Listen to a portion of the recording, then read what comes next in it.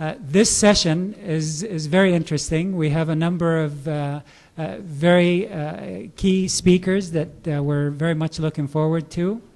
Our keynote speaker, inshallah, is going to be Dr. Saleh Malaika. He was the chairman of the last session. I think he was introduced, so if you would allow me, I won't take too much time to introduce you again. Just to give you an idea about other speakers, to the far left we have Professor Khairi Turk. He's a professor of economics and international business, Stewart School of Business in Illinois, and the Illinois Institute of Technology in Chicago. Next to him is Mr. Andrew Cunningham, Vice President and Senior Credit Officer of Moody's Investor Service. Next to him is Professor Jillian Rice from Thunderbird, the American Graduate School of International Management.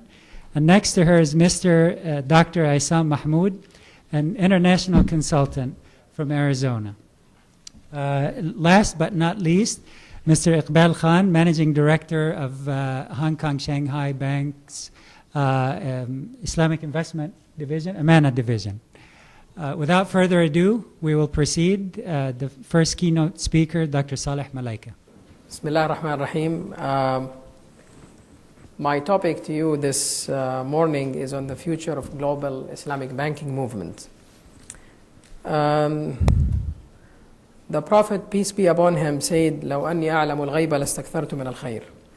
My translation is that if I knew the future, I would have attained more of the goodness. I'll try to share with you some of my expectations on the development and movement of Islamic banking in the future. This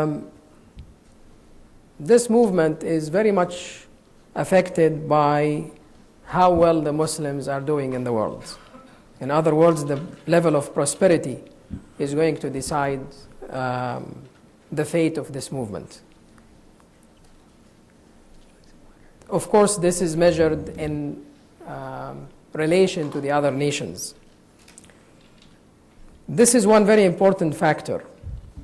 But another more important factor in shaping this movement is the regulations pertaining to Islamic banking and finance in the world.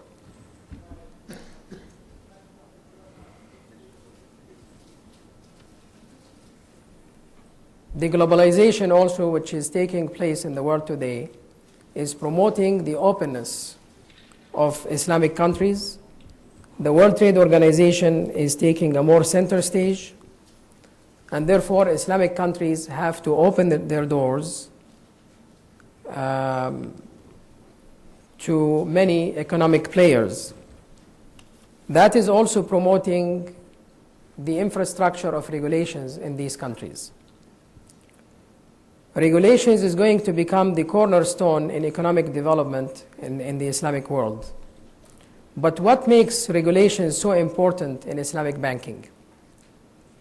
That prompts another question in my mind, which is, what is the distinction between Islamic finance and banking and the conventional one?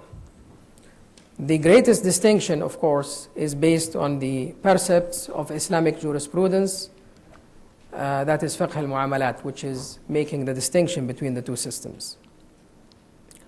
Fortunately, the area of Islamic jurisprudence in economic transactions have been applied recently or modernized to economics, which is shaping this industry of Islamic finance and banking.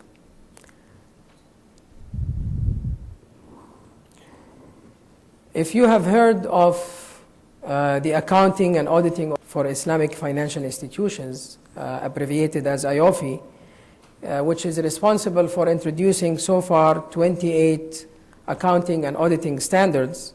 And this organization have gone a step further 2 years ago by establishing a Shura Council or a Sharia board, a Sharia Council or a Sharia board. The reason this is important is because this Sharia Council is setting a standard which is going to help in uniforming the fatwas so that we're becoming more in agreement on what's Islamic and what's not.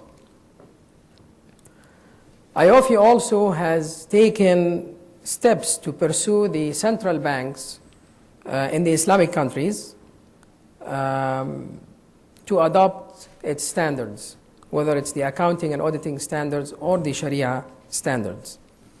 But the central banks are not the only regulators in any country. There are capital market regulators, there are other bodies and agencies that deal with the financial markets and the financial instruments. This is going to be quite a challenge in the Islamic countries, and it's going to decide the future of Islamic banking. To understand the future better, we have to look at the experience of different countries. Now, while some countries have shied away from opening its doors to Islamic banking and they're worried about it, some others have taken very serious steps. Some of the countries that have moved forward and continue to do so is Bahrain. Bahrain has not only regulated Islamic banking under its central bank, which is Bahrain Monetary Agency, but has also allowed 20 Islamic banks so far, around 20 Islamic banks so far to operate. Some of them onshore, but the majority offshore. The Bahrain Monetary Agency also have joined the Islamic Development Bank and Labuan Offshore Authority of Malaysia to introduce Islamic notes which are based on sovereign risk. The first note that was launched about a month ago by the Bahrain government, it's guaranteed by the Bahrain Monetary Agency, but in the plan, several countries are going to introduce these notes using the influence of the Islamic Development Bank. The Bahrain government has also encouraged the secondary market movement for Islamic financial notes through its stock market, and it has allowed many financial instruments, Islamic financial instruments, to be listed and traded there.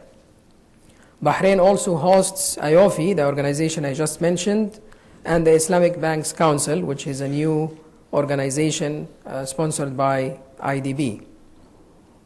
Bahrain has also issued regulations for variable capital companies using the Mudaraba concept. So Bahrain has played the center stage, and it's going to see more growth of Islamic banking in that particular country. Malaysia also has done a good job in regulating Islamic banking. The government is committed to its growth to the extent that it has set targets for its Vision 2020 and the shorter term plans. The government of Malaysia have been issuing Islamic notes, and there is an active secondary market there and several market makers.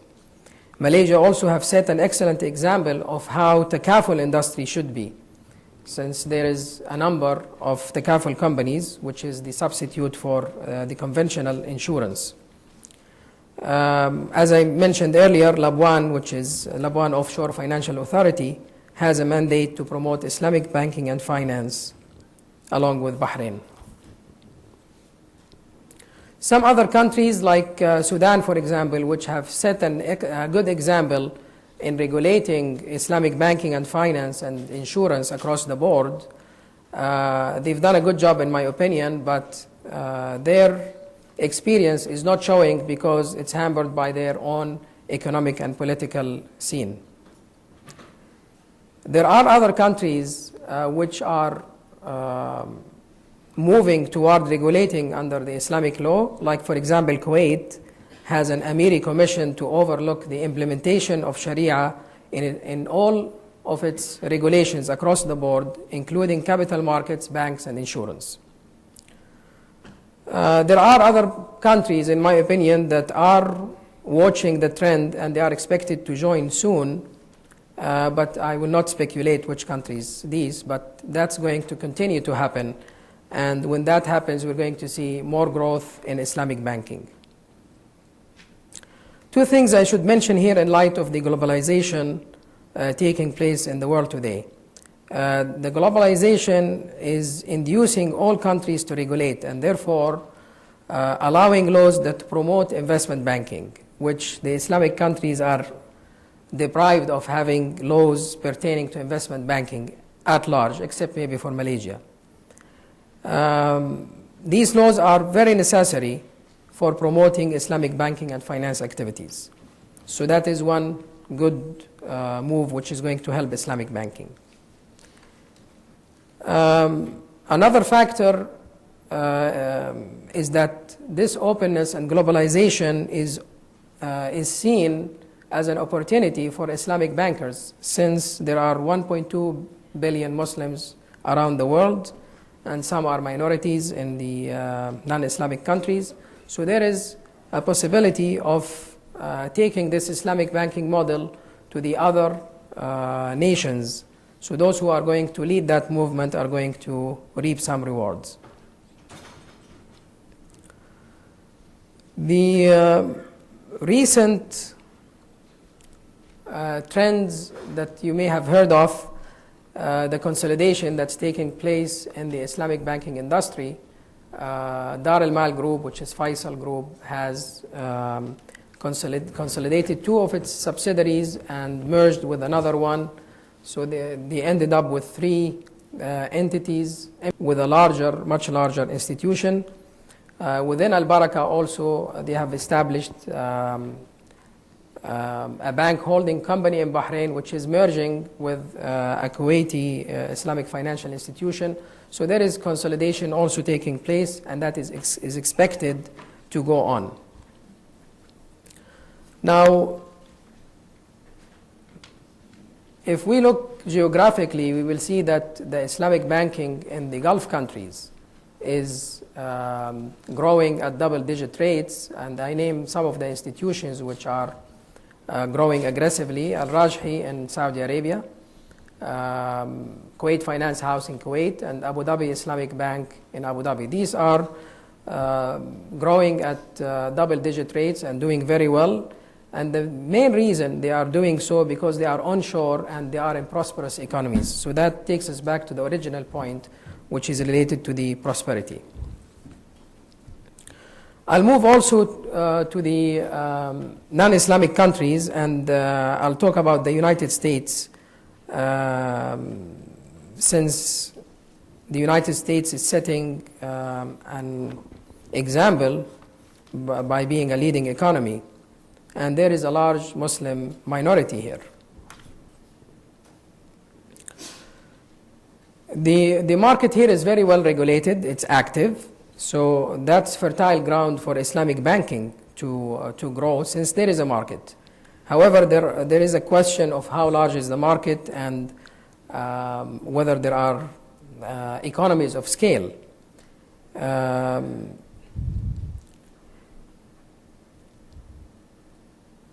I'm sure this is going to be covered more in depth by the other speakers, but in my opinion, I think the United States presents a very good example of how markets should be regulated. And from my own evaluation, there is a possibility to establish many of the Islamic financial concepts here using the current regulation. It's just a matter of understanding the system and adapting to it.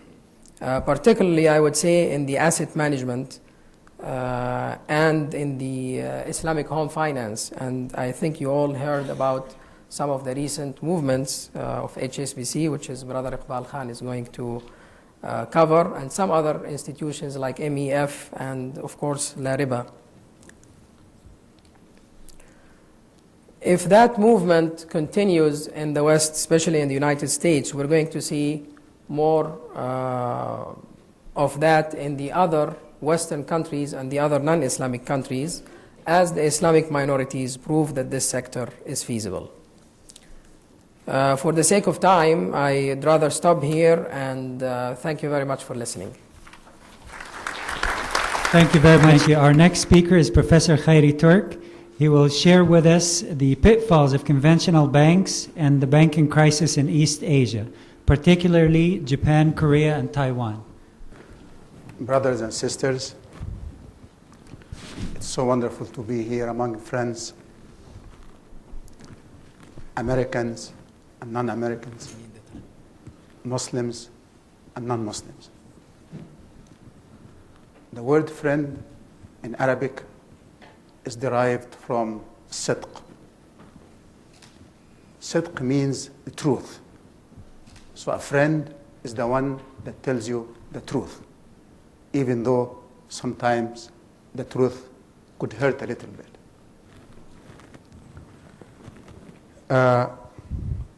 My topic today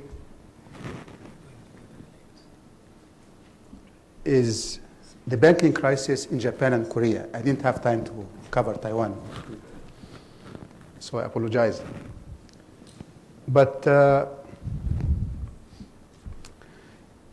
when we deal with Japan and Korea, we are dealing with the two strongest economies in Asia. They both are facing great in their financial sector. Japan, for example, has $500 billion of bad loans. We all know about South Korea, foreign debt in 1996, it's about $64 billion. So we need to ask ourselves a very simple question. How come that these two strong nations have ended up with such a bad financial sector? My answer is that the problems of the banking institutions in these two nations started with foreign pressure from the US. I'm not going to say that the American policymakers intentionally try to hurt the banking institutions in these nations or hurt their economies. If anything, that could be far from the truth. But we cannot escape the fact that strong pressure on these two nations have precipitated the banking crisis. And I'm not going to bother you with technical details on how the nations of South Korea and Japan are dealing with the crisis in terms of targeting the interest rate or targeting inflation rate. We'll leave this to the specialists. But for the moment, I'd like to use this crisis as a vehicle to deal with much larger issues. Issues that are of interest of us, especially those who are from third world nations. The largest issues, I think, are, number one, how could development take place in the shadow of stronger superpowers?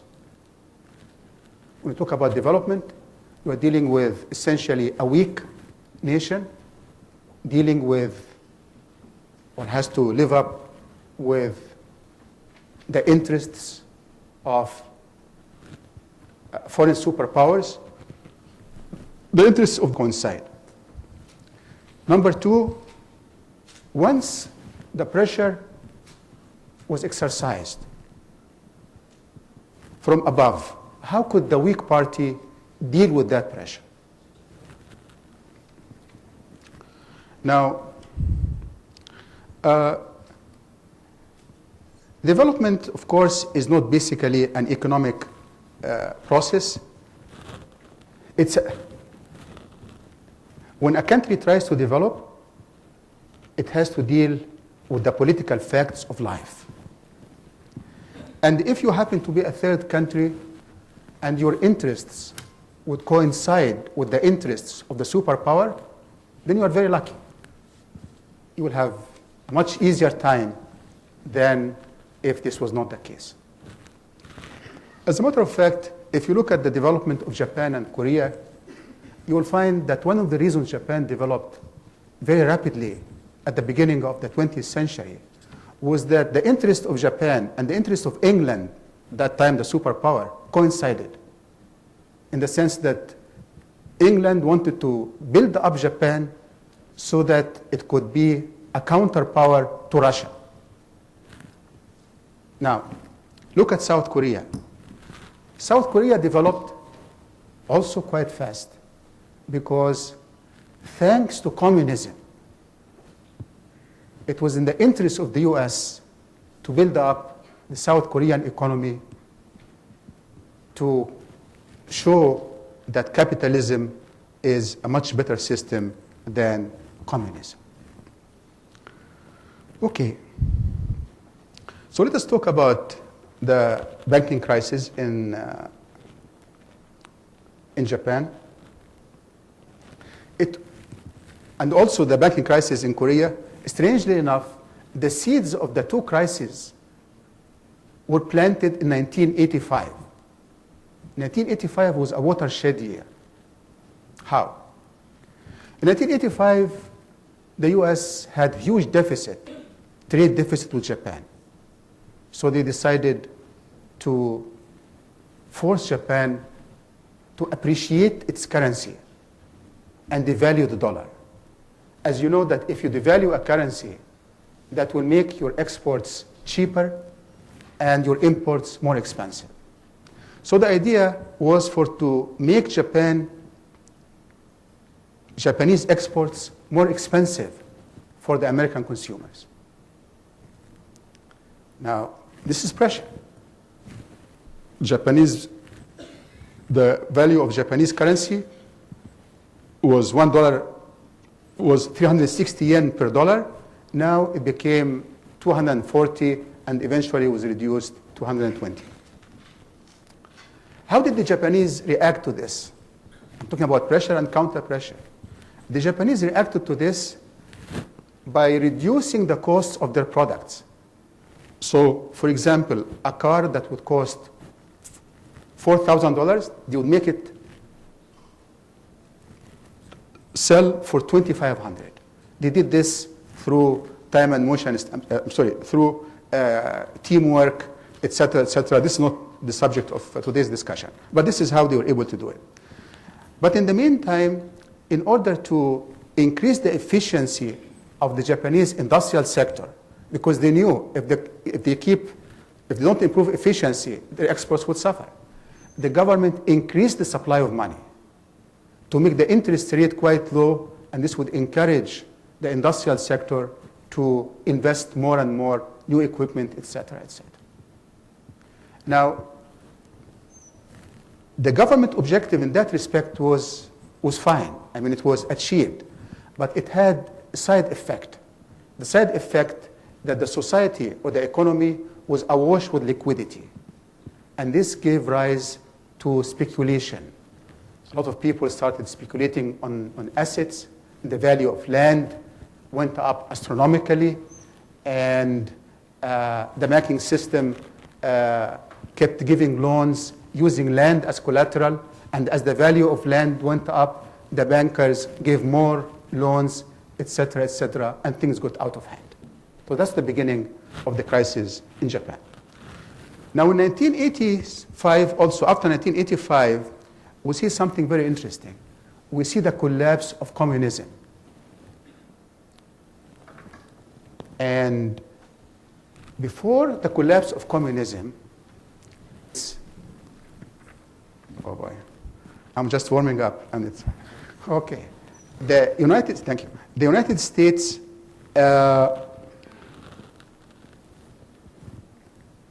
didn't really bother Japan and Korea in terms how their own brand of capitalism should operate. So we have in Japan and Korea the Asian model of development.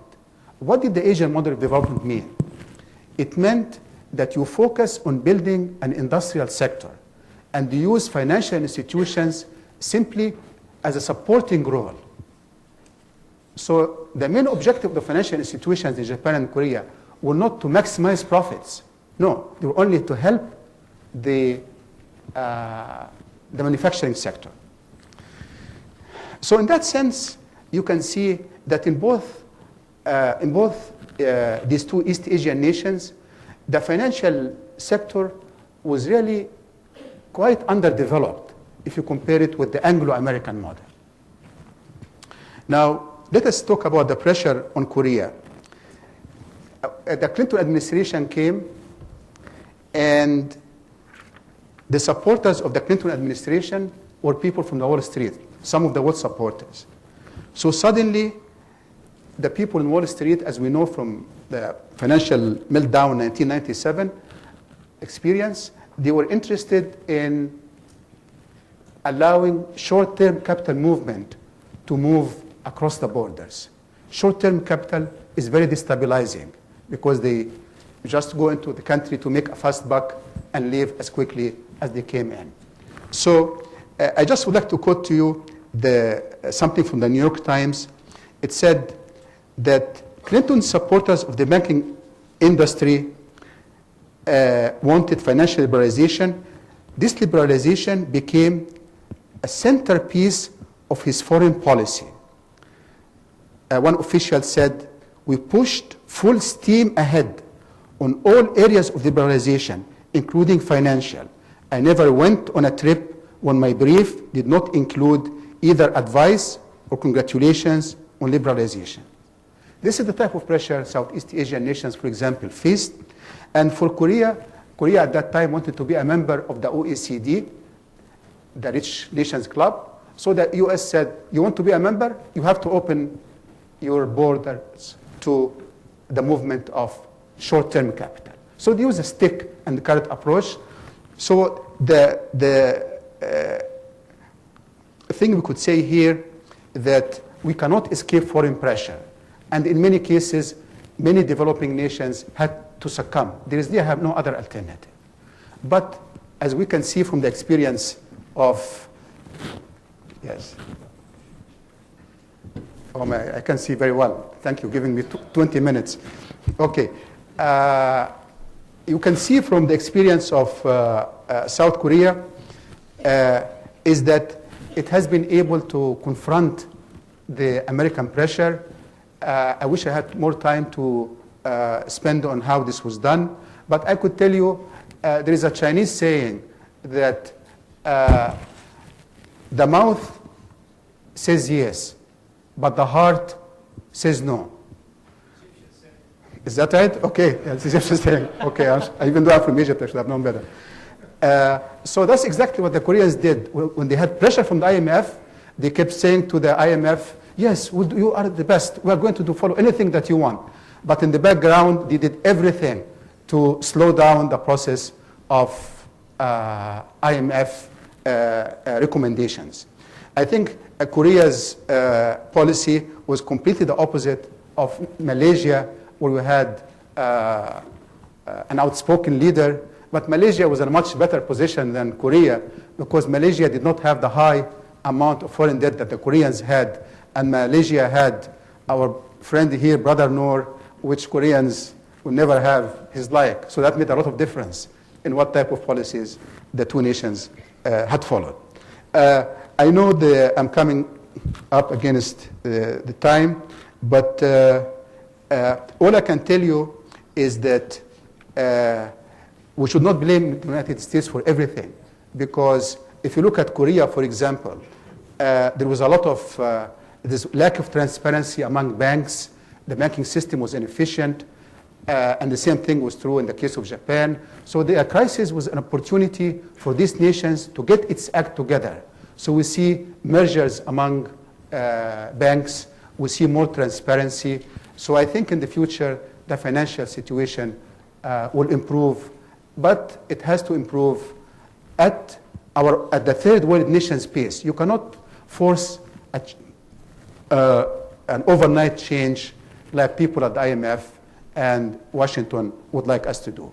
Okay, I'll stop here, and if you have any question, I'll be glad to answer it during the question and answer time. Thank you very much. Thank you very much, Professor Kirk. Next up, we have Mr. Andrew Cunningham. He comes to us from the UK.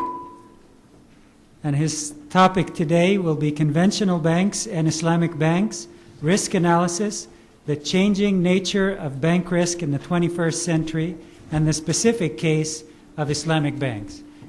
Ladies and gentlemen, it's a great honor to be asked to address this conference, and I'm very grateful to Lariba American Finance House and its associates for inviting me to attend.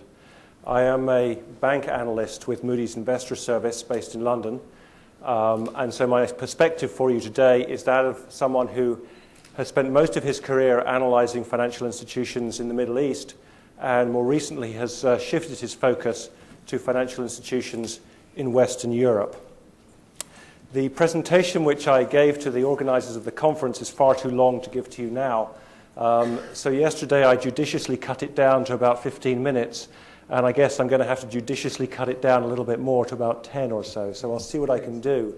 And so what I'm going to do is to ad lib a little bit and try to draw out the main themes of my presentation.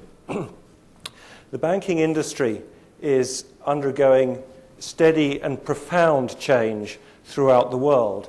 The areas in which banks have traditionally made their money are being reduced, eliminated by technology, or taken away from them by new players in the market.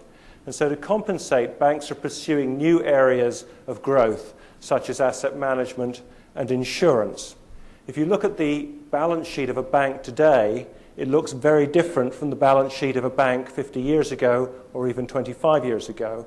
And if we look forward, the balance sheets of banks 25 and 50 years from now will be almost unrecognizable in relation to what we today think of as a bank. The purpose of this paper is to describe some of these long-term strategic trends facing the banking industry and to ask how well Islamic banks are placed to deal with those long-term strategic trends. In the past, I have addressed the issue of balance sheet risks for Islamic banks, and within the community, there has been a lot of analysis of, let's say, liquidity risk of Islamic banks, capitalization, asset quality. And what I want to do today is to move away from those balance sheet risks and look at the longer-term strategic risks, because I think one can say that issues such as banking technology and the changing preferences of consumers of banking products are such that these long-term strategic trends are actually of greater threat to banks than those well-rehearsed risks of asset quality and capitalization. In the time available, I'm going to look at three areas: disintermediation, technology, and balance sheet instruments. I know I said I wouldn't deal with balance sheet, but I'm going to just deal with it a little bit. What do we mean by disintermediation? Historically, banks have made their money by taking in deposits on one side and pushing out loans on the other side. The amount that you get on your deposit is less than what you pay if you take a loan, and that's how the bank makes its money. Obviously, I'm talking about riba-based banks here. And that has been a very profitable business, number one. And number two, banks have dominated financial markets. If you wanted to place a deposit, if you wanted to take a loan, where you went for it was a bank. So the banks were A, in the center of the financial system, and B, involved in very profitable business. That is changing. The most obvious example of that is the international bond market, where people who want capital now go directly to people who have capital. They don't go through the banks. But there are various other examples, particularly in retail financial services. When I do my shopping on a Saturday morning in Sainsbury's, it's a supermarket chain in the UK, when I pay for my groceries, the cashier asks me if I'd like some cash back, which I can pay for with my credit card. I'm sure you can do the same here in the US. So I don't need to go to my bank to get cash. And if I want a mortgage, I can get that from my supermarket as well. So you have a lot of new providers coming into the market who are challenging the roles of the banks. Now, you can give a lot of examples of this. The fact is that when you look at a bank's profit and loss statement, the amount of money they make from intermediating funds is going down. That is no longer such a profitable business. And so if, as a bank, that is all you can do, you will go out of business. It's as simple as that. So what you have to do is to move into areas such as asset management and insurance. Let's look at technology. Now, technology is transforming all of our lives, and we've all seen it in the banking industry as well. Let's just try to identify 3 specific areas of how technology is changing banking. Good heavens, only that left. Right. Increased distribution power, ATMs. It's separating manufacturing of products and the distribution of products. I'll give you an example. ING Bank, one of the biggest banks in the world, its strategy for getting into France, where it doesn't have a presence, is to use the internet only. It is not building branches. It reckons it can get to customers only by the internet, this new distribution channel. And also you can use technology to design more complex banking products. When we, as bank analysts at Moody's, look at banks and analyze banks, one of the key things we're looking at now is how sophisticated they are technologically. We didn't do that 10 years ago because it wasn't such an issue. Third issue is new financing techniques. I'm talking about securitization, structured instruments, and using things like subordinated debt. I won't go into the details, but what these financing techniques enable you to do is to get more juice out of your balance sheet. If you've got a limited amount of capital, there's only so much business that you can do unless you can increase the volume through that balance sheet. And what these financing techniques enable you to do is to increase the volume and therefore make more money.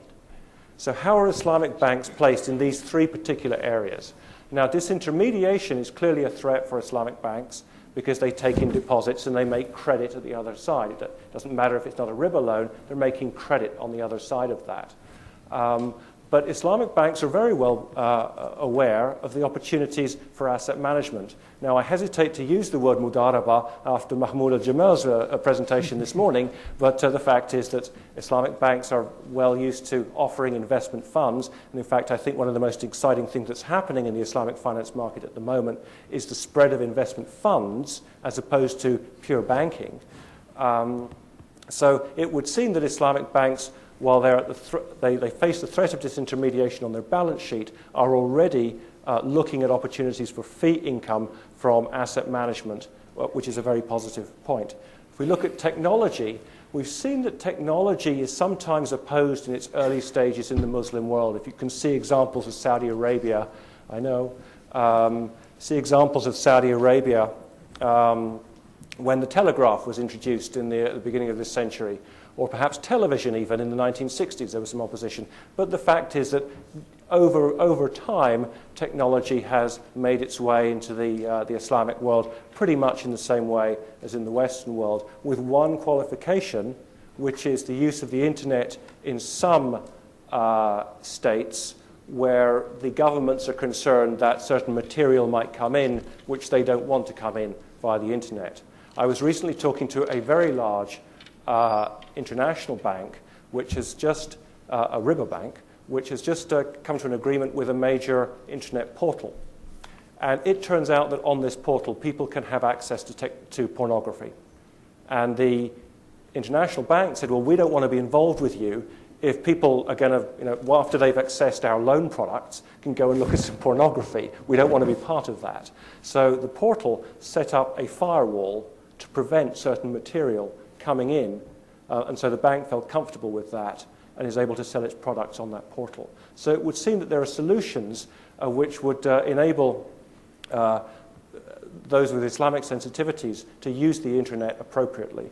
And on the final issue of new balance sheet instruments, I think this is a very, very interesting area, actually. And it's interesting to see right here that we've seen securitization of Islamic mortgages, which will enable an institution like Lariba to do more business without having to increase its capital, so it can put more volume through the balance sheet. Other areas, such as the use of subordinated instruments, where you tranche off risk. So you might have a fund, and you're saying, well, this group of investors is taking this amount of risk, and it gets a higher return. This group of investors is taking this much risk, they get a lesser return, and so on. And that's a major feature of Western financial markets, and it's not clear to me whether that is possible to be done yet in Islamic financial markets. It's important because it enables you to get to new sources of investors. So that I leave as an open question, and I know people like Iqbal are trying to address those. A final point which I want to make before I conclude. And I want to just step back from what I've been saying about specific challenges. Islamic banks are not focused on profit maximization. And I don't mean that they don't try to make profits. What I say is a business model for an Islamic bank is that the most fundamental function which it has is to provide Islamic banking services to the Muslim Ummah. Right? If an Islamic bank does not make money, but it operates in adherence with the Sharia, it is still an Islamic bank. If it makes a lot of money and it doesn't operate in adherence with the Sharia, it's not an Islamic bank. So the fundamental point of a business model for an Islamic bank is that it operates in accordance with the Sharia. What's the problem there? Is there a problem there? The only potential problem is if that philosophy makes managers and shareholders think that they can get away with lower levels of efficiency and lower levels of return. Because they say, well, we don't actually need, that's not what the most important thing is for us. The most important thing is the Sharia, so we don't need to be as efficient as the river bank down the road. And that's moral hazard. Now, I would suggest to you that there's no necessary reason why that should be the case. You can look at the examples of mutual societies where that isn't the case. And I would also, if I've understood Muslim thinking correctly, then it should be the case that because under Muslim jurisprudence there is no dislinkage between economic utility and ethics, whereas in Western economic theory there is no necessary connection between what is right and what is economically efficient. In Islam, the two are necessarily linked because it is a holistic system. If that is the case, then the surest way to maximize profits is to follow most piously the Sharia. And so necessarily, so that conflict should not arise. The fact that Islamic banks, the business model is not profit maximization, should not be a problem for them. So this has been a rather sketchy overview of my presentation. To sum up, if we look at those three areas, I don't see any particular reason why Islamic banks should not be less efficient, should not be as efficient as conventional banks. Banks whose business continues to be based on taking deposits on one side and lending them out on the other side, though, will go the way of the dinosaurs. They will become extinct, with the exception of a few pockets in obscure corners of the world, where they will live on as anachronisms, a bit like the giant turtles in the Galapagos Islands, which are the nearest remnants that we have of the dinosaur age. So that will happen whether you're a conventional bank or an Islamic bank. Successful banks will be those that can retain customer loyalty and current profitability by distributing new financial products which meet customers' needs for the future. And I see no reason why Islamic banks should not be able to do that. Thank you very much, Mr. Cunningham. Next, we have a double header. We have a treat. We have a husband and wife team of professionals, Professor Jillian Rice and Dr. Assam Mahmood. They will discuss with us integrating quality management, creativity, and innovation in Islamic banks.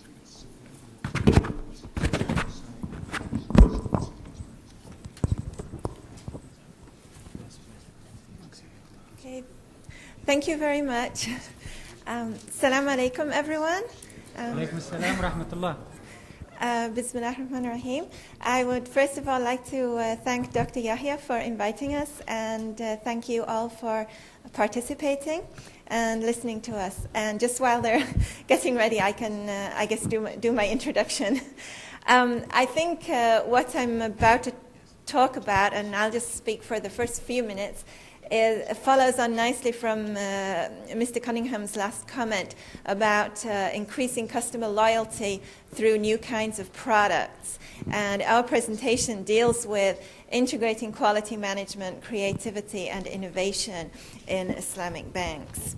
So what we're going to be doing is presenting a managerial framework that will help executives in banks to do this. So we're really looking towards the future. And we have, I think, also somewhat of an optimistic perspective. Do we have anything here?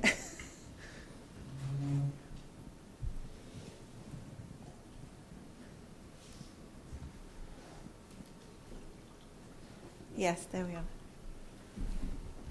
We just need the slideshow, right? If we can dim the lights, if you promise not to leave. Okay, you can go to this one. We're taking head count. Okay.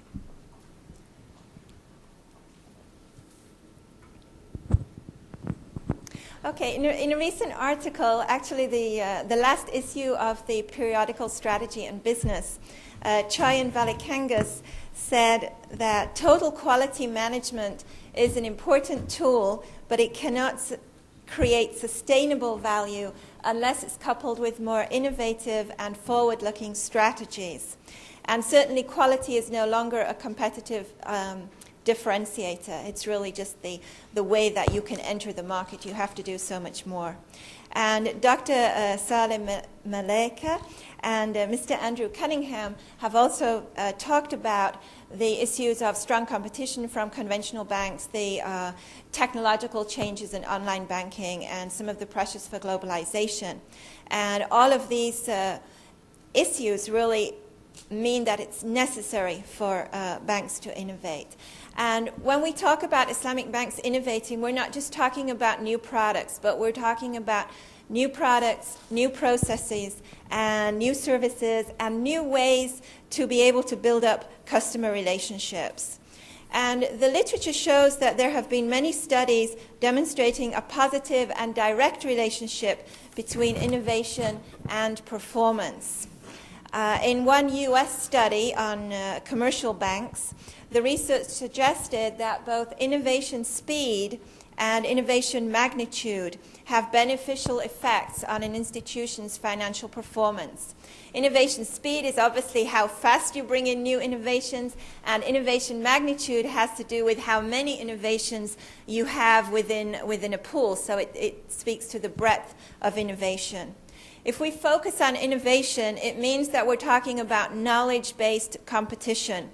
And this implies the development of institution-specific resources and capabilities that are difficult for competitors to imitate.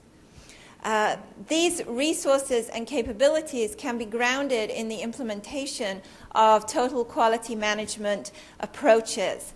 And I'm going to hand the mic over to Assam now so that he can explain our framework. Thank you. As you can see, that we're looking at the future, and we're trying to really build on all the comments that was presented earlier in the first session as well as in this session. All the points that was raised is really valuable, and therefore we need to build a valuable system, and we're focusing on the management side. If we look at the diagram, and specifically that part which is total quality management, number one, we have to look at the top management. They are very well equipped and aware of the term TQM. They know the aspects of it. They know how to implement it in detail. And if not, they need to really refresh their memory and have a basic knowledge. Why? Because they are they are going to be the behinders, that they are going to support the whole team in the bank. And therefore, we need to make sure that they will be the official endorsement for the success of the total quality and also the value of innovation in banking. So we're going to also rely on the facilitators. Without having quality facilitators all cross-functional area in the bank, we would have so many difficulties to implement the total quality and the base for innovation. And then we will have to really think about measurement, internal as well as external measurement. We also have to establish rewards based on the measurement, where we may have to really attain certain goals, and we have to look at the external in terms of my competitors and some other banks, maybe a commercial bank, regular commercial banks. So therefore, we have to tie both the measurement and the reward system together to ensure that there is a continuous improvement all the time, and we try to tackle many of the concerns. We come into the communication part, which is a vital a base, that without it we cannot really have the proper environment that allow allows the bank to have a better performance strategy. So therefore, the communication could really take a vertical as well as horizontal, vertical between leaders and team members as well as the employees, or between cross-sectional functional area in the bank. If we look at the second part, establishing creative environment. Creative environment is based on knowledge, as we already discussed it, and we have to gain that knowledge based on the Sharia, and therefore we need to have a close interaction between the Sharia advisory board and the employees and the team member in the bank. And we would like to have a genuine interrelationship, not just an advisory board that's sitting there that is not involved with the daily transaction, and also try to provide a strong leadership into the banking industry. They have to live with the daily transaction, they have to live with the people and try to really empower them so they will become very equipped and they will be able to establish the creative environment that allows them to be very sensitive to the market and the intense competition that the Islamic Bank are facing. If we look at the next point, you can see me going like express train because I'm sensitive to the note, and inshallah I won't get the note. So if we look at the innovation speed and the innovation magnitude, like my co-author talk about, that will automatically give me a base for innovation performance.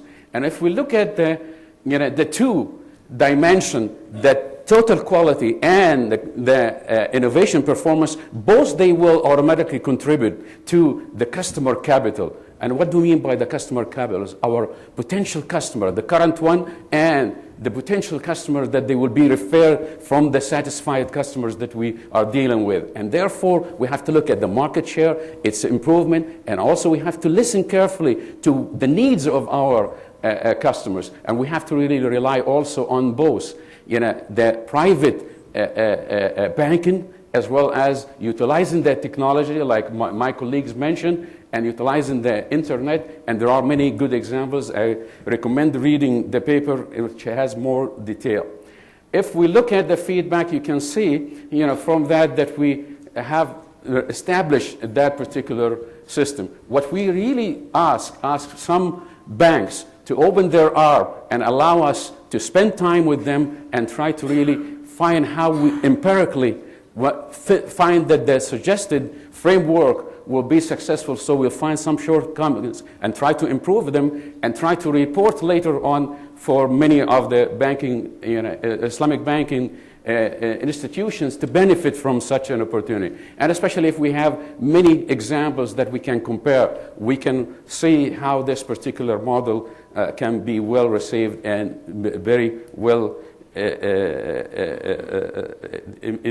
accepted by many banks, not only just one particular bank. Also, we can invite some of the institutions that they help in bank, like the International Development Bank, that we would like them to also consider establishing a base knowledge, information available about all the differences among the jurists and all the differences among different applications, and try to really have this as a database, and rich database that allows them to process in the future and do much better job.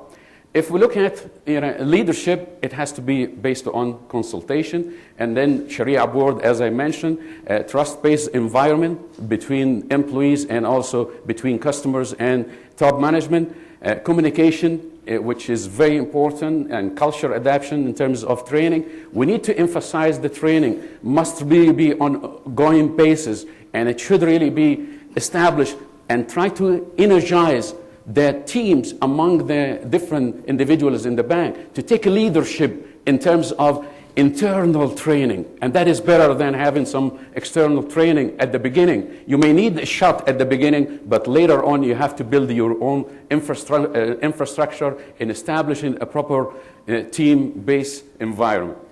Many of the employees, they come from a commercial-based environment with non-experience in terms of Islamic principle. We need to really focus on training them and make sure that they are a good example. They really know what the Sharia says about many of the different issues, and also they are well equipped all the time and being closer to the Sharia board on ongoing basis, and have conferences taking places, and also allow some of the researchers to go to banks and then spend time, economists, people in area of finance and financial analysts, and then management specialists, and have them and the Sharia experts get together and spend 3 months and try to iron many of the problems that facing Islamic Bank. And I think we can invite many of the Islamic institutions to start really thinking about those suggestions that we would like to have. And I thank you. I try to really be as fast as possible. In the anchor position, we have Mr. Iqbal Khan. He will share with us and enlighten us today with a topic of global developments in Islamic finance. Bismillah ar-Rahman ar-Rahim. As-salatu was-salam ala ashrafil mursaleen amma ba'd. Mr. Chairman, distinguished guests, colleagues and friends, Assalamu alaikum. It's a great privilege and honor to be here along with my colleagues from HSBC in New York, London and Dubai to participate in this convention. In the next 12 to 15 minutes, I would present to you an outline on the global perspective of Islamic finance. The globality of Islamic finance, we will review very quickly their country framework and the growing reach of Islamic finance. We will then do a product review. And then I will walk you through the increasing reach and richness of Islamic finance. We will review some of the major challenges facing this growth industry. Today is spread across, especially the Middle East, Southeast Asia, and Africa, with more than 2/3 of the Islamic finance industry concentrated in the Middle East, especially in the Gulf. There are today around 150 Islamic financial institutions spread across more than 54 countries. Between them, they manage more than $200 billion. This is clearly a growth industry, growing at 15% per annum. Labuan in Malaysia, Bahrain in the Gulf are the two major financial centers. Brunei is also establishing an international Islamic financial center. The growth of Islamic finance is linked to the growth of middle classes, to the spread of education. Wherever we find large, prosperous middle classes, you find Islamic finance is growing. To look at the Islamic finance and how it has grown in different countries, clearly this is an industry which is at different stages of evolution in different countries. Stage 1, you find countries like Singapore Monetary Agency, Hong Kong Monetary Authority, studying Islamic finance as a concept. In stage 2, you find new licenses being given or Islamic financial institutions being established. In Oman, a new Islamic banking license has just been given. In Syria, I am told there is a possibility of Islamic financial licenses, as is the case in Lebanon. But it is in stage 3 when the industry gets some critical mass. You have Brunei with 3 Islamic financial institutions, Turkey with a number of Islamic finance houses, Qatar with 2 Islamic financial institutions. But it is only when you get to stage 4, where there are the mutual funds, that you find that there is a whole Islamic financial markets. Malaysia clearly leads with its own Islamic debt securities, where the Malaysian ringgit market is a very active market. We hope that this will translate into the dollar sector and through Labuan as well. There is a growing realization amongst regulators, amongst countries, that you need strong banks, strong banking system based on indigenous values to build strong economies. And that is where Islamic finance fits into the picture. Mr. Chairman, at its heart, Islamic finance is a free enterprise movement. Dr. Siddiqui today talked about the importance of the private sector. It is the committed retail sector which went out and committed itself in the early 70s. And it is the retail sector which is today going to the large corporate sectors, pension funds, endowment funds, and encouraging them and urging them to invest their funds Islamically. So in Saudi Arabia, you see Saudi Aramco Pension Fund. In England, you see Prince of Wales Trust investing funds Islamically. You see major universities like Oxford University Harvard University, investing some of their funds Islamically today. So non-banking Islamic financial institutions is the big growth market of the future. How can we build the credibility of Islamic finance in the domestic markets? This is already being done. Kuwait Finance House in Kuwait, Al Rajhi in Saudi Arabia, Dubai Islamic Bank, Abu Dhabi Islamic Bank. They're all building credibility in home markets by following important guidelines. They're supporting the domestic financial industry. They are reaching out to other communities. And Islam is an inclusive religion, as is Islamic finance. We find that some of the Chinese customers who approach Islamic banks in Malaysia, in Islamic banks in Brunei. In Egypt, we see Coptic Christians coming to Islamic financial institutions. Islam is, and Islamic finance is, an inclusive movement. Becoming role models for conventional financial institutions is quite important.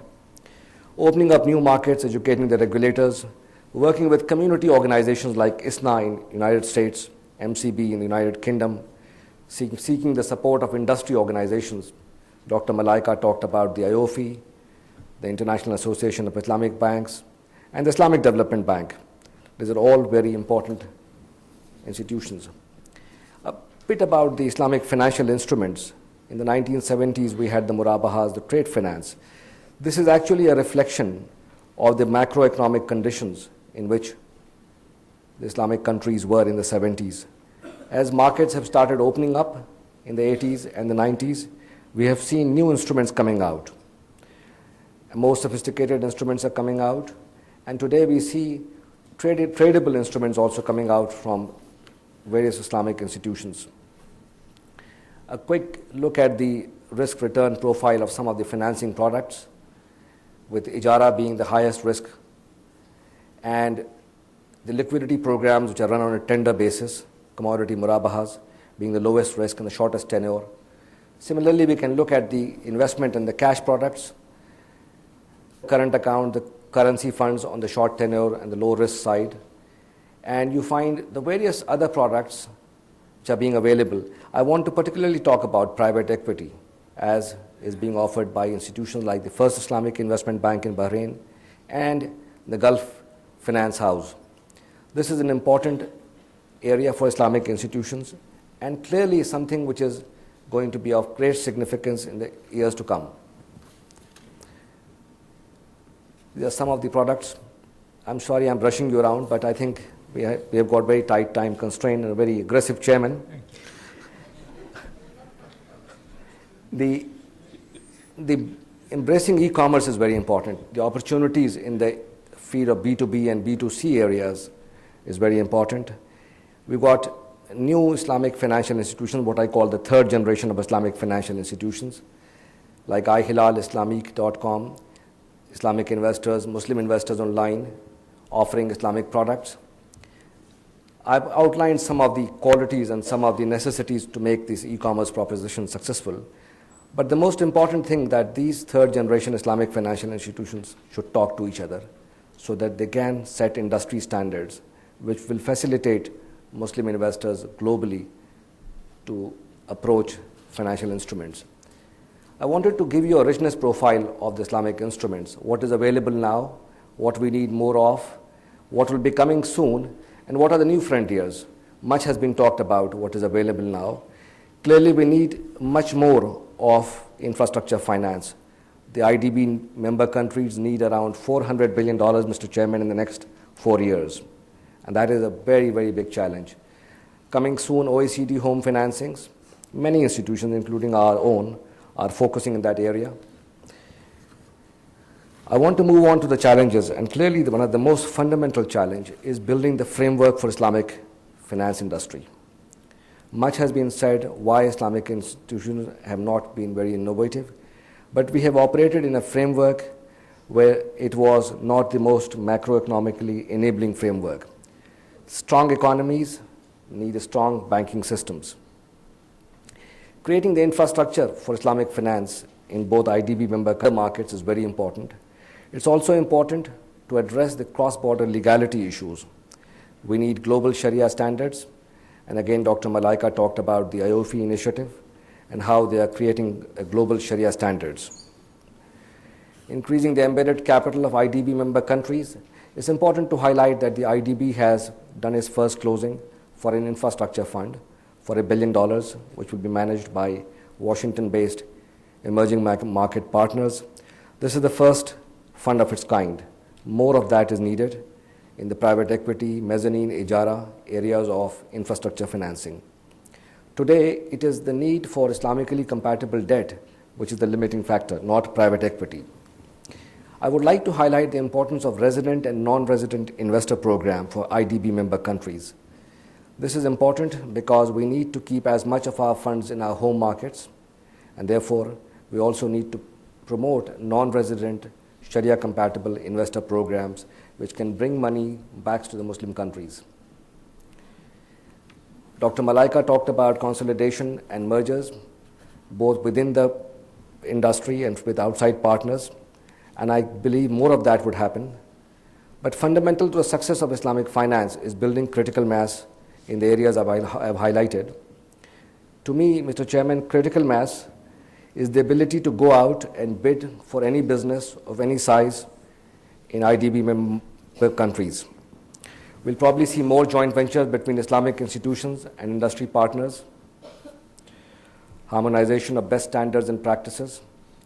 This is clearly happening under the umbrella of IOFI, under the regulators, and benchmarking of the best practices is certainly an issue of good housekeeping. I want to move on to some of the other areas, which is reaching the unreachable, the large Muslim communities in the United States, in UK, and Germany. And I would like to advise you that our bank is committed and inshallah intends to launch a home financing proposition in the state of New York effective September. And you will be hearing more about it in the press. And we are hoping that it will be a comprehensive financing proposition in due course. This is an important area because in United Kingdom as well, we are seeing a great deal of interest both in the Bank of England and in the House of Commons as well. I want to move on very quickly for asset-backed liquidity management, which is a necessity to create secondary markets, an absolute essential item for taking Islamic finance to the next stage of its evolution.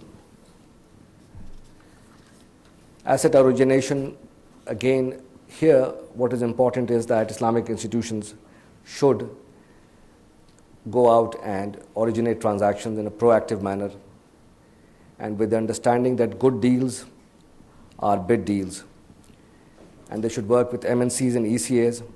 I'm also pleased to advise you that the major European export credit agencies today are accepting Sharia-based documentation for exports to IDB member countries. Asset management, again, much has been talked about it. I want to go to authentic presence. How can we ensure that we maintain the Sharia essence of Islamic finance? And that, I believe, can be done through a code of ethics, Sharia allegiance statement, and the commitment to recruit the best, mentoring, which has just been talked about.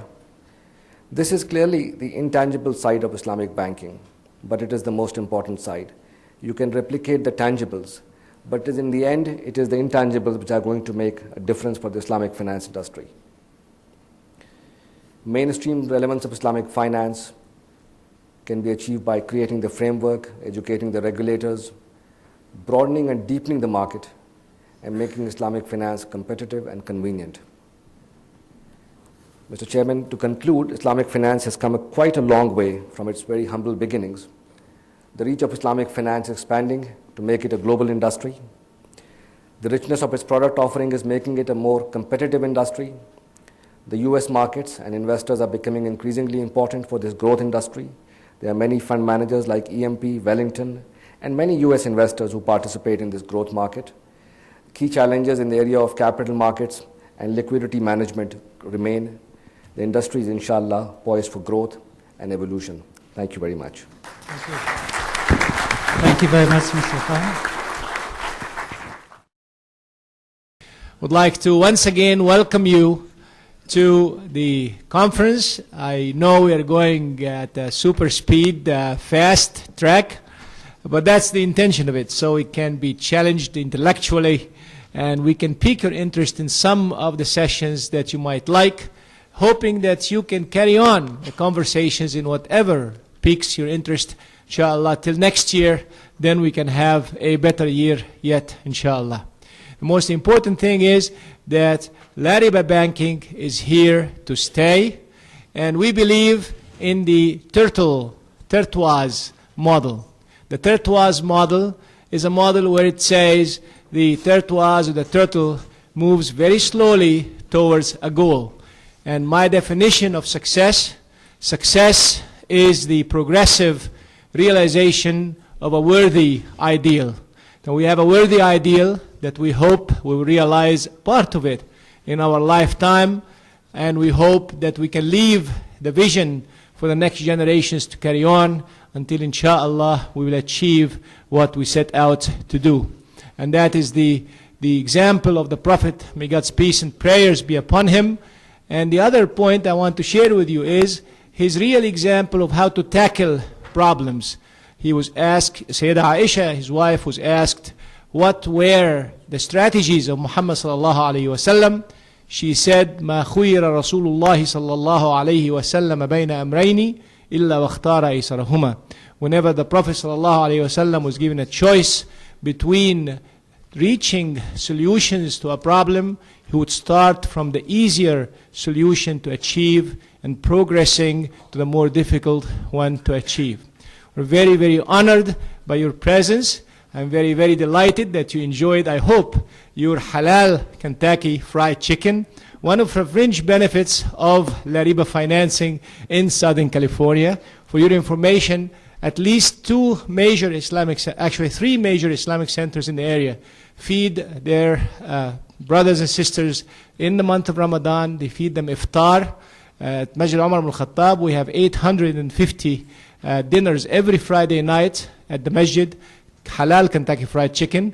At Masjid An-Nur in Lomita, they have at least 400 dinners, and at Islamic Center of Southern California, at least 700 dinners. So every Friday night, you will see a lot of people. Actually, it's the busiest nights in the masjid during the month of Ramadan.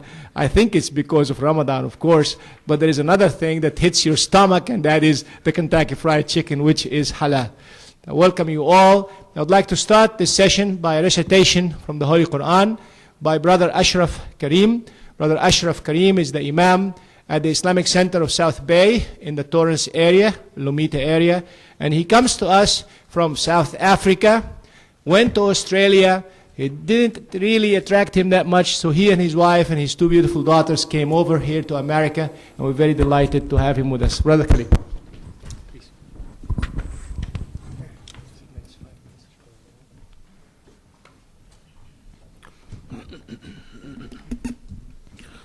السلام عليكم ورحمة الله وبركاته.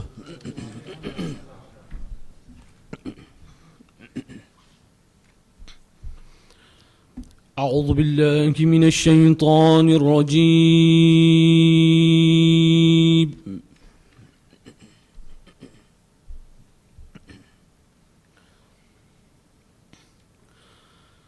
بسم الله الرحمن الرحيم.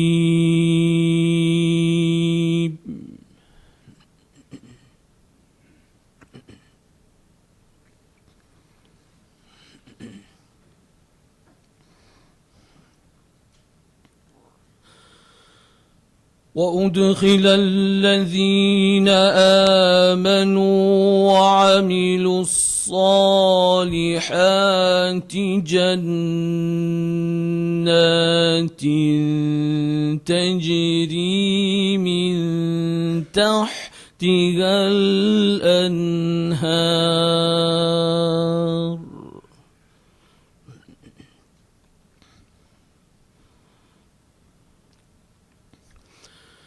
جنات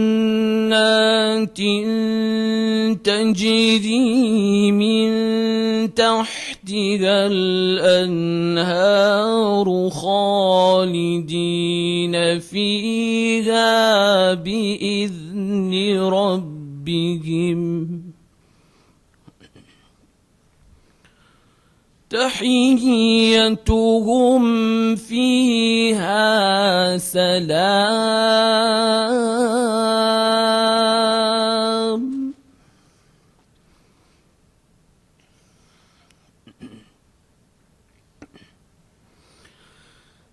ألم تر كيف ضرب الله مثلا كلمة طيبة كشجرة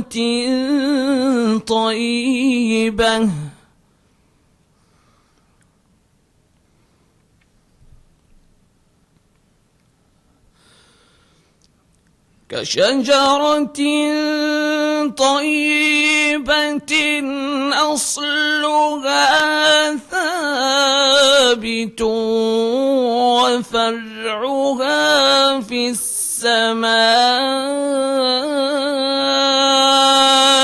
تؤتي أكلها كل حين بإذن ربها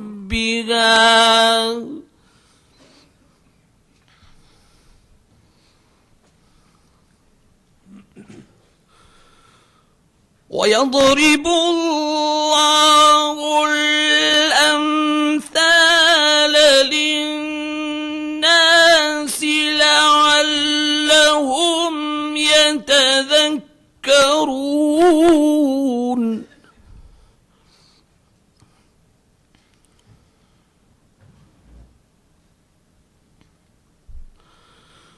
ومثل كلمة خبيثة كشجرة خبيثة اجتثت من فوق الأرض ما لها من قرار.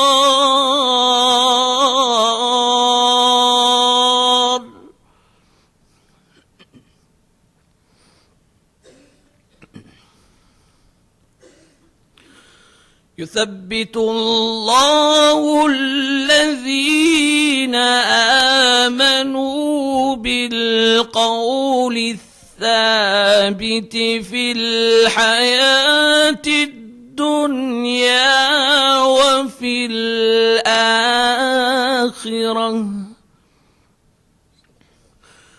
ويضل الله الظالمين ويفعل الله ما يشاء. صدق الله العظيم.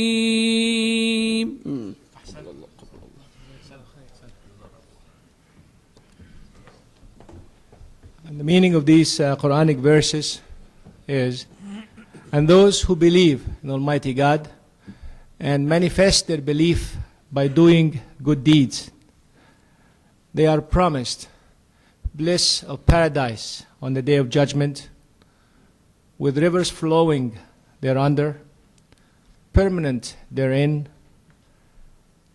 And Almighty God says, haven't you seen the parable of two examples?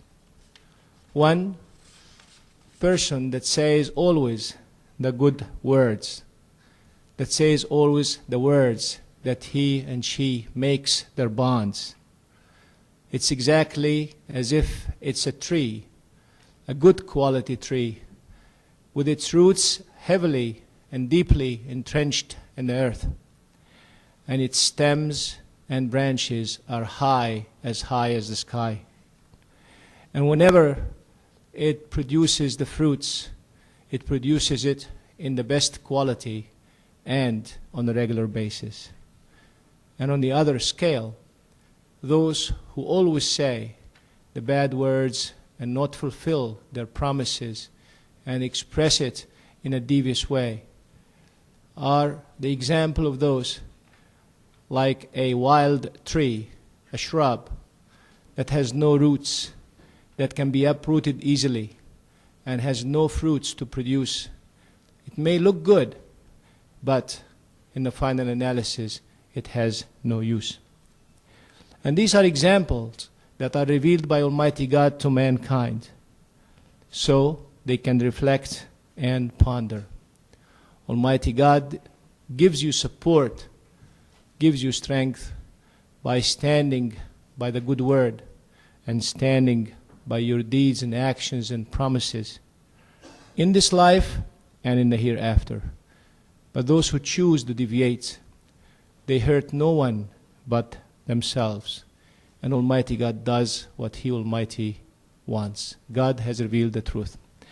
I'd like to present to you a most hearty welcome once again to Pasadena for those who have traveled a very long distance, and those brothers and sisters who have honored us by being here this afternoon. And I'd like to start the session by a very distinguished guest of honor, my dear brother Noor Muhammad bin Yaqub.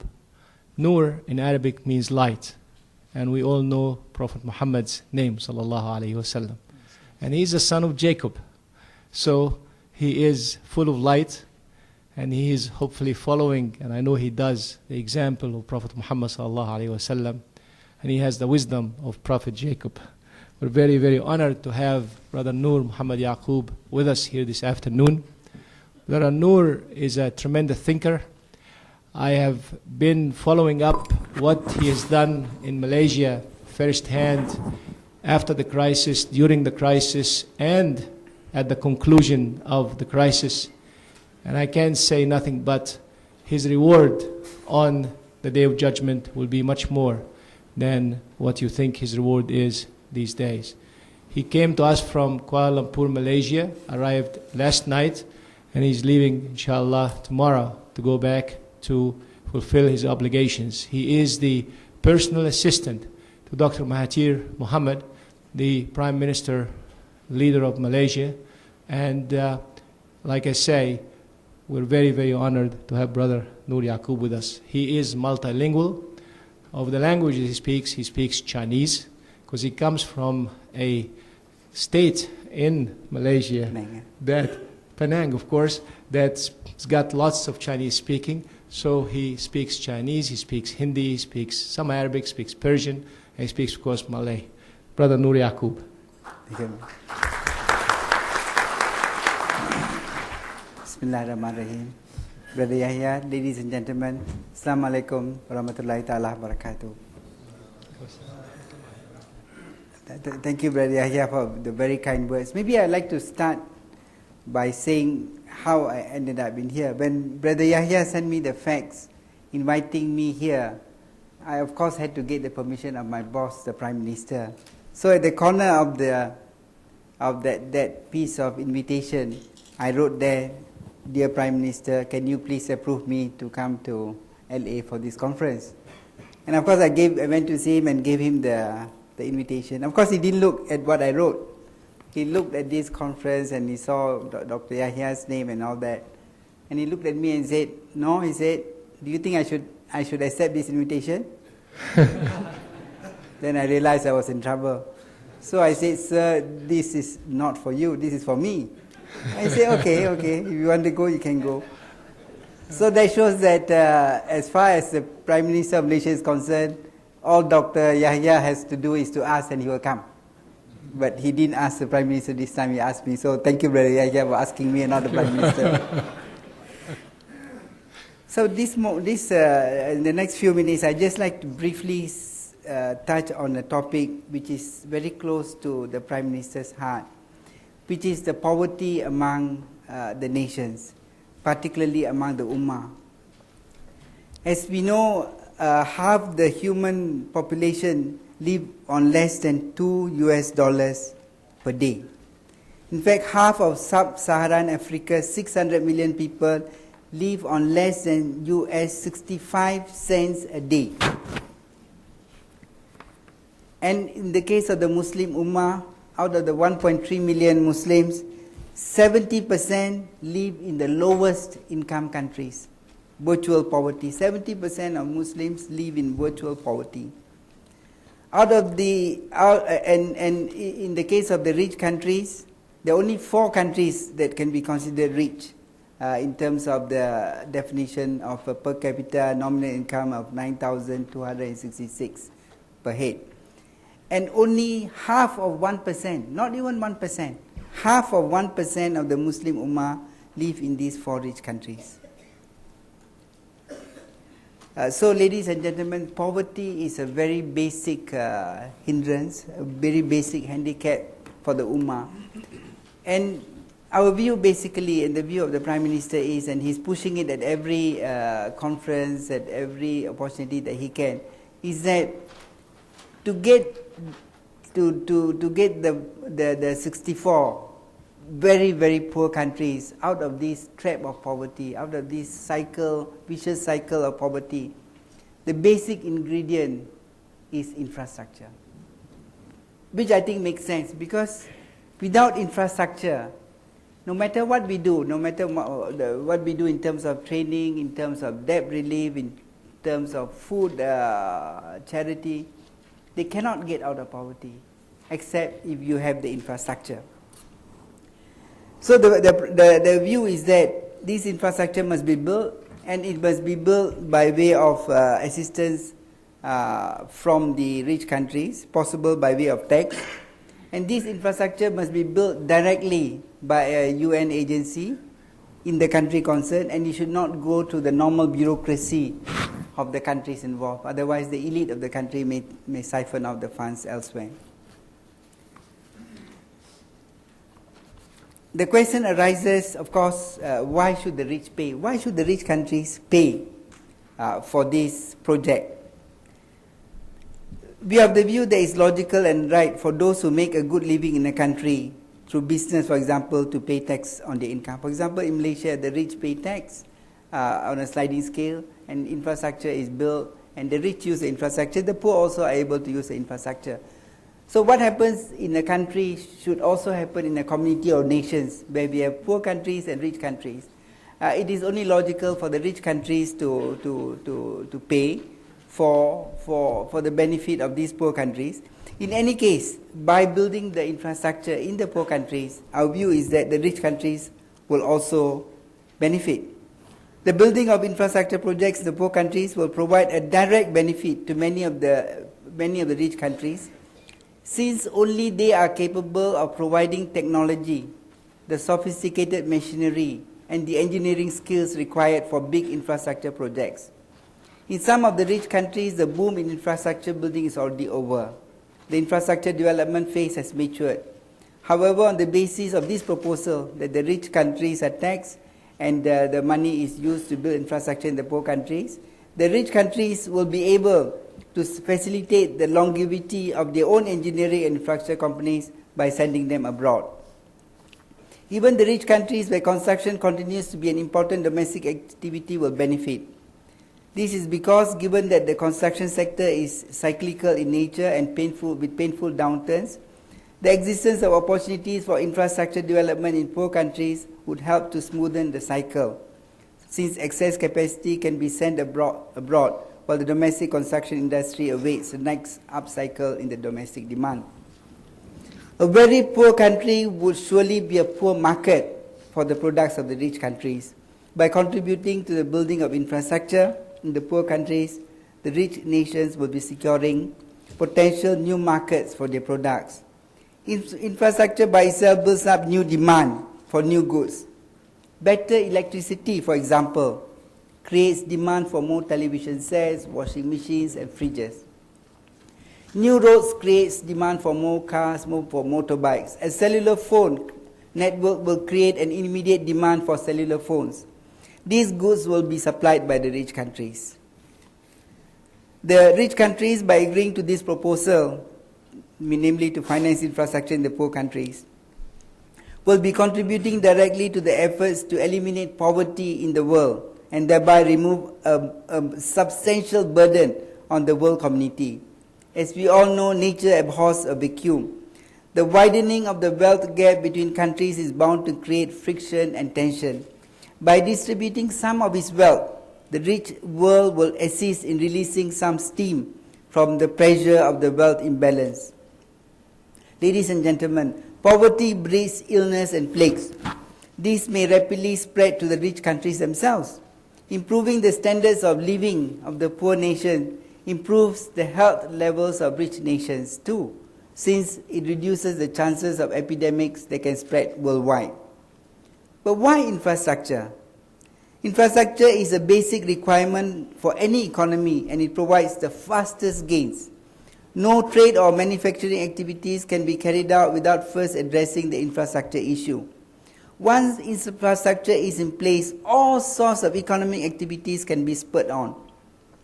Wherever a road or rail track is built, towns spring up.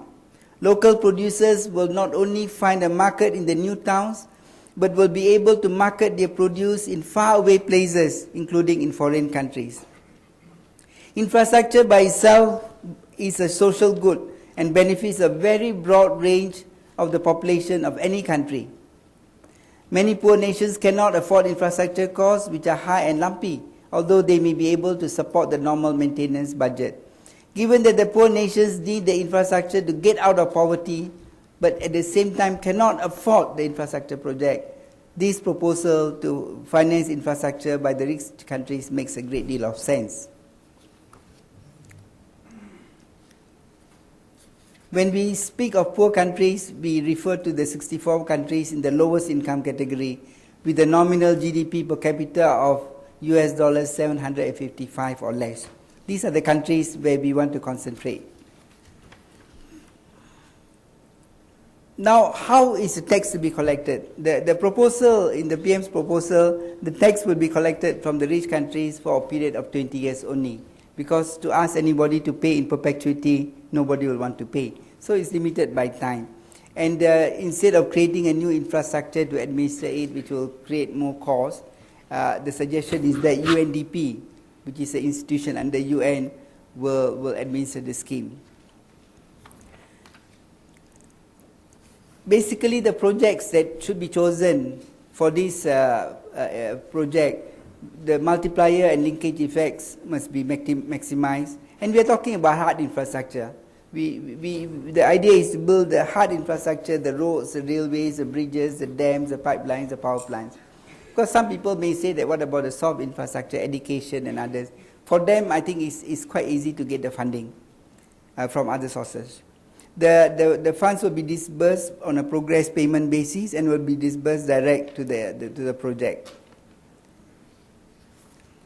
It's very important that in this proposal to build infrastructure projects in the poor countries, there is no consideration for ideological factors.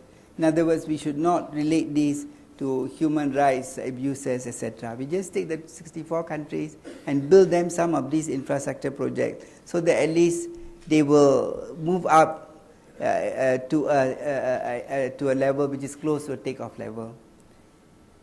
So to summarize, ladies and gentlemen, the view is that the most important factor for the 64 very poor countries to get out of poverty, to get out of this cycle of poverty, this vicious cycle of poverty, is basically the requirement for infrastructure.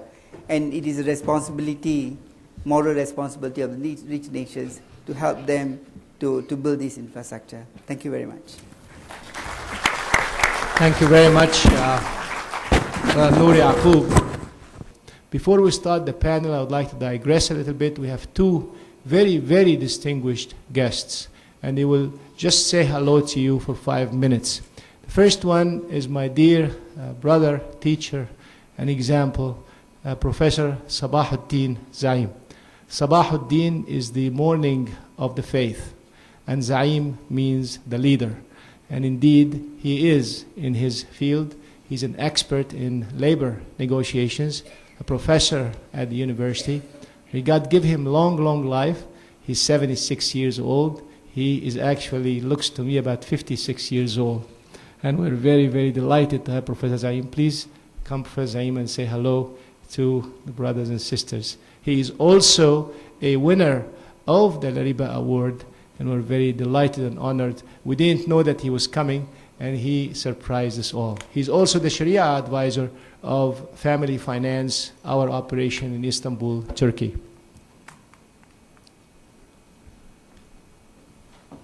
When he came last time, I called him Sabah ad-Din Zaim Pasha. Right? Remember Sabah Bey? Sabah ad-Din Zaim Pasha? Yes. Yeah.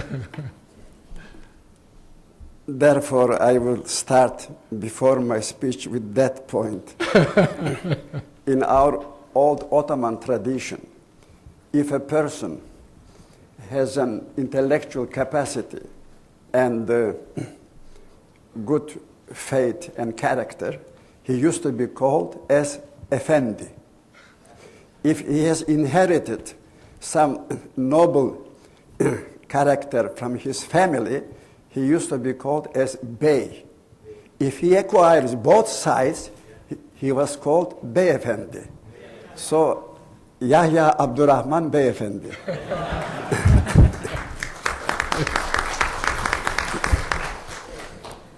Bismillahirrahmanirrahim. Elhamdülillahi Rabbil alemin. Esselatu ve selamu ala seyyidina Muhammedin ve ala alihi ve sahbihi ecmain. Dear brothers and sisters, I would like to thank at first Mr. Chairman as he provided me a few minutes to speak to you. Therefore, to be short and strict myself, I will read it. I am very pleased to be in a conference with such distinguished guests. I would like to express my gratitude to Dr. Yahya Abdurrahman Bey Effendi, whom I know since the time of our mutual trip to Central Asian countries, including Kazakhstan, some years ago. I would like to congratulate the Islamic community of Los Angeles, and particularly American finance house La Riba Group, for their successful historical achievements since 1987. I would like also to congratulate the clients, customers, shareholders, investors, and managers of American Finance House and La Riba system for their achievements. I am also proud, as he mentioned, and delighted to have the honor to receive their 96th annual award. Today, there are about more than 150 La Riba groups in more than 44 countries. Some famous banks like Chase Manhattan, Citibank, Dresdner Kleinwort, Benson Limited, ABN AMRO, and HSBC have already started their La Riba financial activities. Now, for the future, I would like to bring your attention to the idea of late Dr. Ahmed Naggar, rahmatullah alayhi. This is to focus on community redevelopment by stimulating the saving capacity of small savers and investing their savings to finance small and medium-sized business so that the development process should start of the grassroots of society, and to help in developing tools and systems for attracting deposits and for project identification, promotion, and financing for the economic development of the community. I am happy to see that by the initiation of Dr. Yahya Abdurrahman Bey Effendi, American finance house La Riba Group is trying to follow this path. I hope and wish that with their efforts and blessing of Allah, La Riba Financial House of America will become a viable La Riba financial organization throughout the world. I congratulate all of you again as a pioneer of such a movement. May Allah bless you. Wassalamu alaikum wa rahmatullahi wa barakatuh.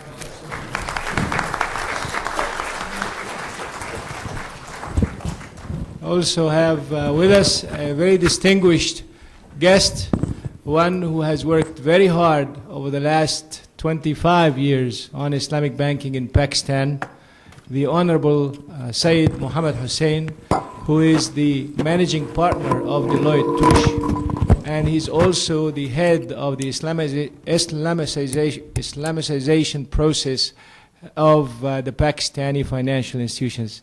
Mr. Hussain, please come and say a few words. 5 minutes, inshallah.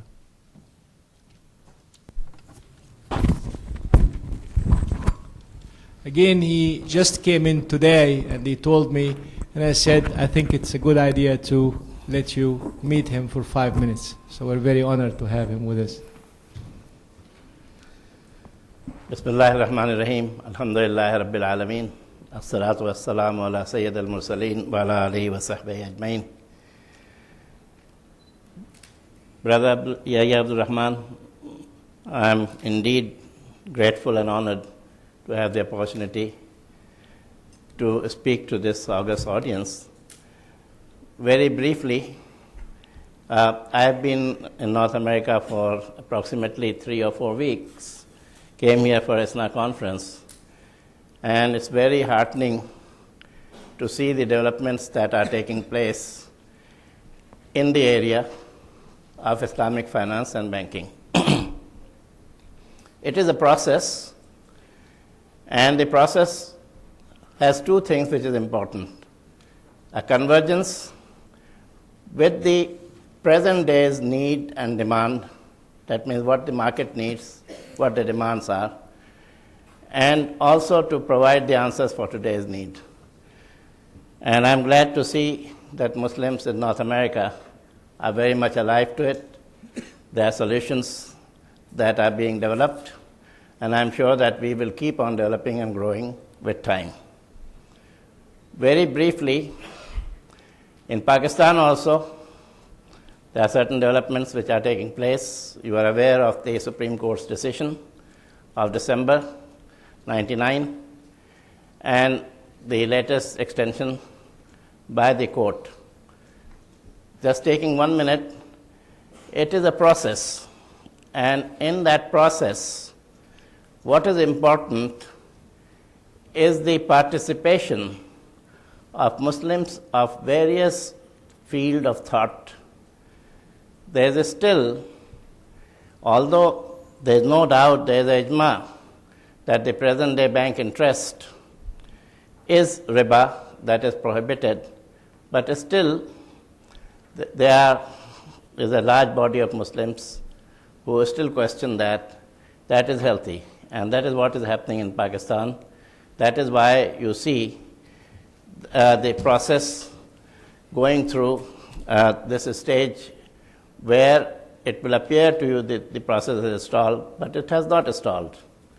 It's a process that is taking place, and inshallah you will hear more about it. With the shortage of time, that's all I can say to you, and my greetings to all of you. Assalamu alaikum wa rahmatullahi wa barakatuh.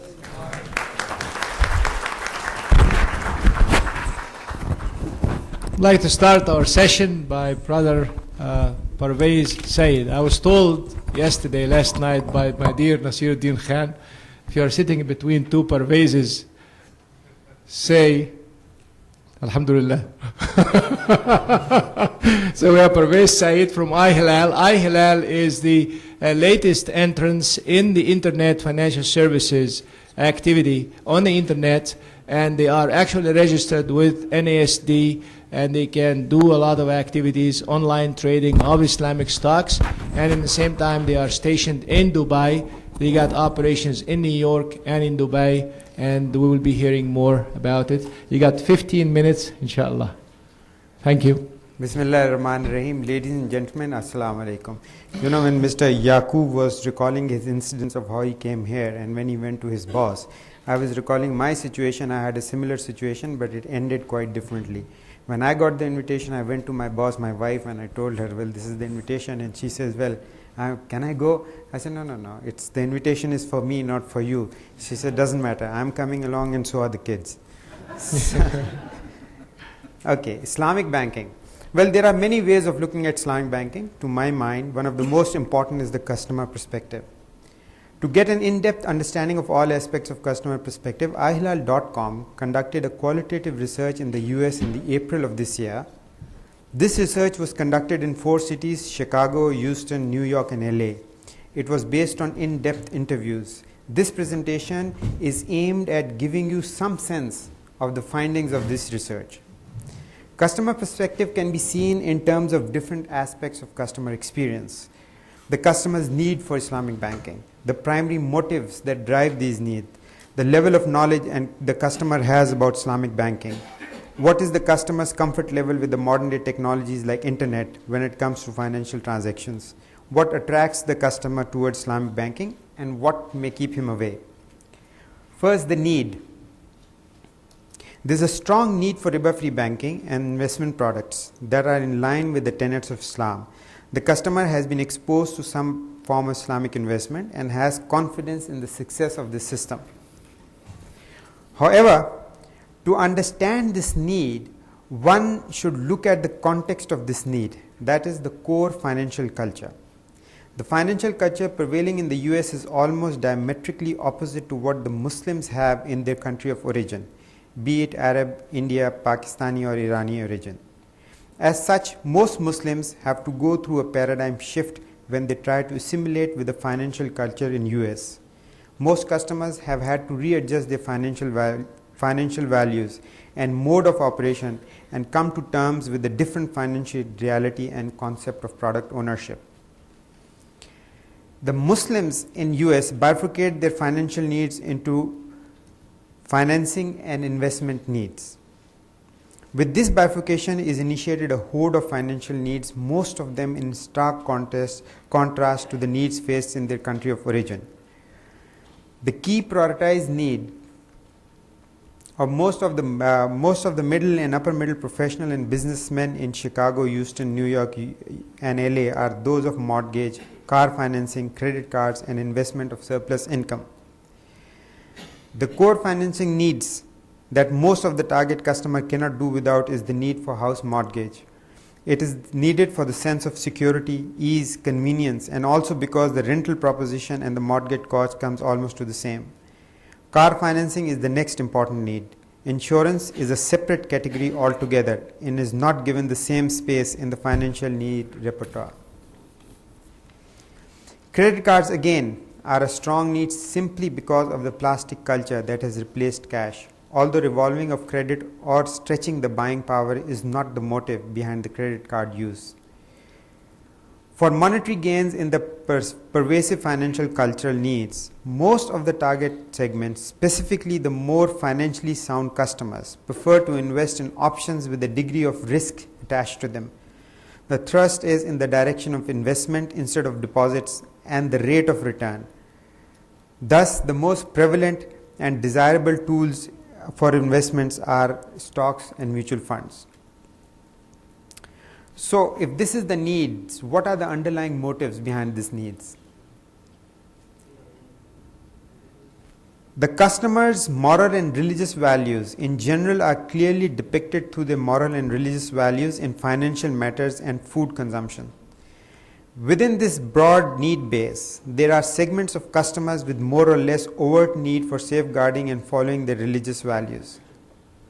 Secondly, confronted with the non-Islamic culture of US, the customers have an innate desire to protect their religious values, and therefore there is a conscious attempt to abide by the religious beliefs. In food consumption, the religious and cultural demands are resolved to a greater level without leading to a cognitive dissonance. In the financial side, the resolution is difficult and the conflict is of greater depth. With this background, let us see what is the customer knowledge and awareness. Most of the customers are sharply aware of the investment options available to them and depict a great deal of acumen in assessment of financial implications of the different options. There are stocks, there are CDs. They give you good profit from 6 to 7%, and you have an option to get the money out if you combine all your accounts, then you get very good return, interest. This is a statement of a Pakistani from LA. The customers have the financial sophistication and maturity to discern a genuine proposition when it comes their way. Thus, there is a clear awareness of the most conservative to a highly aggressive financial instruments and the value attached to each. The most used financial tools are money market funds, stocks, mutual funds, CDs, and checking accounts. If I am advising someone, then I will probably tell them to invest in stocks since they are down and the prices are low. The best and the safest are CDs. There is a fixed rate of return and the terms and conditions are also defined. A statement of Iranian from New York. So basically the customer is sophisticated and fully aware. Now, what is the role of modern technology in investment behavior of the customers? The investment behavior of the customer has been greatly directed and boosted by the operational changes that have taken place in the US market. There has been an existing trend to conduct banking and investment through telephone with resultant deconditioning of the customers to seek the human touch. The final culmination of the conditioning was brought about by the growing popularity of the internet culture. The familiarity with internet and its increasing usage for financial transactions brought the option of investment of stocks and shares into most American homes, including its Muslim population. The online trading has given a new dimension to the investment for financially layperson. Internet has become deeply ingrained as a means of communication and financial transaction amongst the customers. It is construed to be the quickest means of gaining access to information and a very viable tool for making transactions. A number of customers have had a thorough exposure of internet and a clear majority, with a slight skew towards the professionals, had experience of financial transactions through internet. I do online banking and other financial transactions. The risks are there as much in telephone and use of cordless phones and no more. Reputable company is an important consideration in online trading, a statement of a Pakistani from Houston. Most customers keep their banking transactions limited with the internet because of the security issue. However, when it comes to online trading, there is no negative word of mouth or experience of hacking, and therefore its use is spreading because security is not an issue. I do not feel comfortable doing all kinds of transactions on the internet. It can be hacked. It is all right to do trading through internet. The fee is low and there is security in it. This is quite well established. The stock trading on internet are handled by large companies, so they are secure. A statement of a Pakistani from New York. When trading on unfamiliar ground, customers have a tendency to access the kind of compromises that are involved and the financial gains or loss with each compromise. In the case of internet, most customers assess the benefits far exceed the risks, financial, and emotional. Online trading is construed to be the quickest means of finalizing a share deal that may be lost when done in traditional mode. Then again, online trading offers a sense of freedom and independence that is not there in dealing with the brokerage company or in physical dealing. There is also a financial gain in terms of brokerage fee. Emotionally, the customer can find a sense of security in following a pace they set up for themselves and the timing of the readiness. Now let me go quickly through the barriers. First, the triggers and the barriers for Islamic banking. First, the trigger is the Islamic nature of the product. The customer needs to be sure that the product being offered is truly Islamic. The security in terms of security of the institution, in terms of the security and the transparency of the processes, and then the financial strength of the institution, interestingly as gauged by the amount of advertising that the institution undertakes. The barriers basically are lack of Islamic credential of the product, unclear product proposition or processes, and financially weak institution offering the product. Let me just now go to the conclusions. There is a strong need for Islamic banking and financial services that are in line with the tenets of Islam. Given this situation, Islamic financial products and services will not take long to find their feet in the US. The customer is sophisticated, knowledgeable, and discerning. As such, not easy to satisfy and would demand a level of service that he is used to in general. The customer is well versed to and used to modern tools for financial transactions, particularly the internet. He is comfortable with this mode, and if the basic security issue is not perceived to be there, internet can be the preferred mode. Online stock trading through internet is a mode of investment gaining popularity and offers a good solution to Muslims provided the service is focused on halal transactions only. Security is seen both in terms of operational and religious. The systems have to be secure, processes transparent. The product offering has to be halal and adequately endorsed by the scholars and relevant organizations.